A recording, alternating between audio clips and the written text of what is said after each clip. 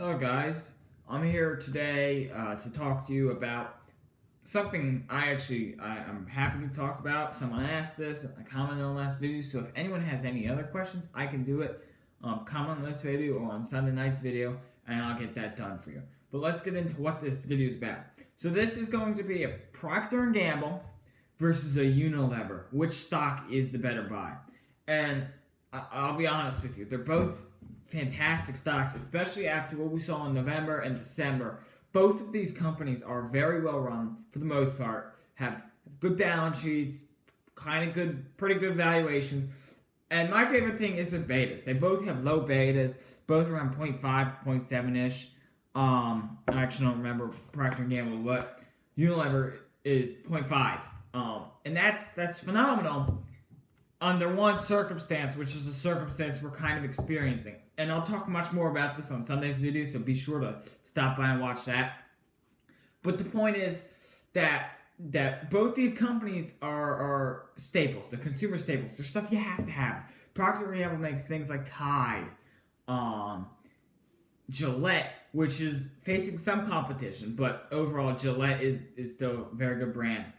Whereas Unilever has, they have Lipton, they have Dove, and companies like that. You can look up the full list of all the brands they have because it goes on and on. It's crazy.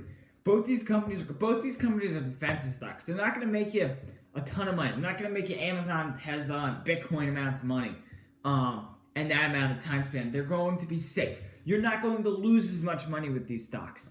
These are going to be less volatile in the market. So if you want long term, these companies are going to be around in the future. Both these companies have been around forever, and they're most likely going to be around a long time in the future. So I would definitely say that's something very strong. Both these companies have more debt than cash, which is fine, especially for these companies, for staples, because they're going to make money during recessions. Because they're staples, they're things that we have to have. We have to wash our clothes. We have to shave our bodies. That came out weird. We have to, whatever. Things like that. A lot of people are gonna have to have tea, and I forget the other companies, other brands they have, but it goes on and on. And both these companies are great companies for it because they're necessities. They own a lot of the brands. If you go into your closet, if you go into like looking for things, you're gonna find a lot of these brands under the name Procter & Gamble or Unilever. So both these companies are great. Besides that, they make a lot of money. Both of them have very good growth levels, and they have good margins for the most part. Now they're staples, so it's not high margin business. No, excuse me. But they make good amount of money.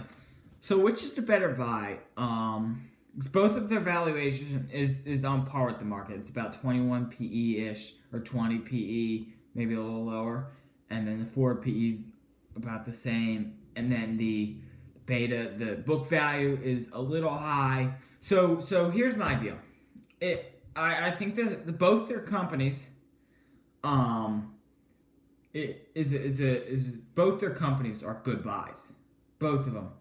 And I think the valuation might be a little high. Yes, you might lose a few dollars, but they're both good companies. And if we have any economic fear, instability, things like that, that's something that's going to, these are companies that's going to be better off in the future if that. And we have definitely seen, we keep talking about how Europe is entering recession.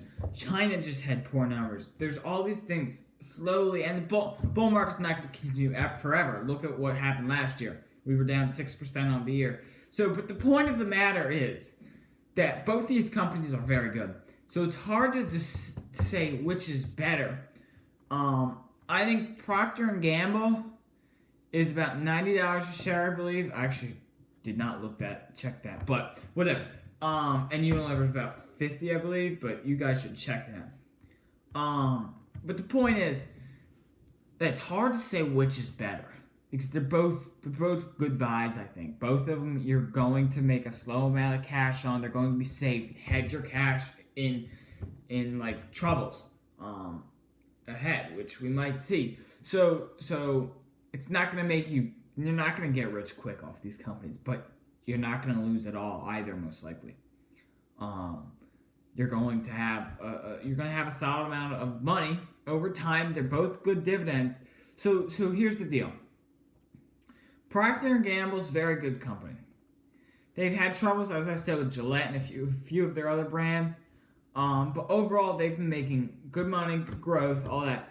So the deal is they've been undergoing cost-cutting procedures, and they're cutting off brands aren't making them money, which I like.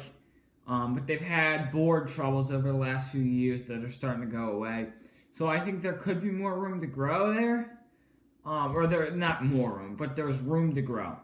Whereas Unilever moved their headquarters due to Brexit, but I think Unilever is the better buy than Procter & Gamble. Both are phenomenal, and it's hard to say because I think you guys should comment below what you think, because both of them are very good. But I think the growth Unilever has is better, and without all the issues, like they're, as I said, it's hard because they're the same. I just think if they say they're exactly the same, would you rather one that's cutting costs and has some board issues that are working their way out, so it's not like perfectly done, or one that's making money on almost everything, has good margins and all that?